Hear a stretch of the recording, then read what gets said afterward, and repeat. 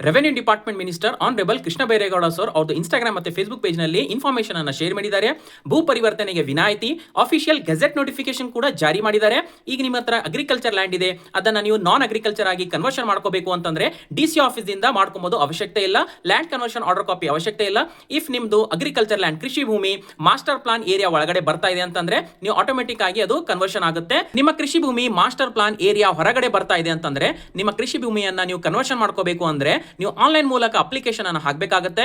DC ಅವರು ಅದನ್ನ check ಮಾಡಬೇಕಾಗುತ್ತೆ, ಪ್ರೊಸೆಸ್ ಮಾಡ್ತಾರೆ.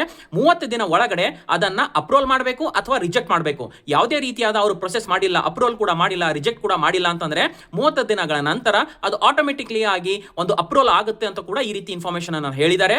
ಅಂಡ್ 2 ಎಕರೆವರೆಗೂ ನಿಮ್ಮ ಕೃಷಿ ಭೂಮಿ ಇದೆ, ಆ ಕೃಷಿ ಭೂಮಿನಲ್ಲಿ ನೀವು ಹೊಸದಾಗಿ ಇಂಡಸ್ಟ್ರಿ ಆಗ್ತಾ ಇದ್ದೀರಾ ಅಥವಾ ರಿನ್ಯೂಯಬಲ್ ಎನರ್ಜಿ ಪ್ರಾಜೆಕ್ಟ್ಸ್, ಅದು ಸೋಲಾರ್ ಎನರ್ಜಿ ಪ್ರಾಜೆಕ್ಟ್ ಇರಬಹುದು ಅಥವಾ ವಿಂಡ್ ಎನರ್ಜಿ ಪ್ರಾಜೆಕ್ಟ್ ಇರಬಹುದು. ಸೊ ಈ ರೀತಿ ಪ್ರಾಜೆಕ್ಟ್ಸ್ಗೆ ಅಪ್ ಟು 2 ಎಕರೆವರೆಗೂ ಲ್ಯಾಂಡ್ ಕನ್ವರ್ಷನ್ ಮಾಡ್ಕೊಬಹುದು ಡಿಸಿ ಆಫೀಸಿಂದ, ಅವಶ್ಯಕತೆ ಇಲ್ಲ ಅಂತ ಹೇಳಿದ್ದಾರೆ.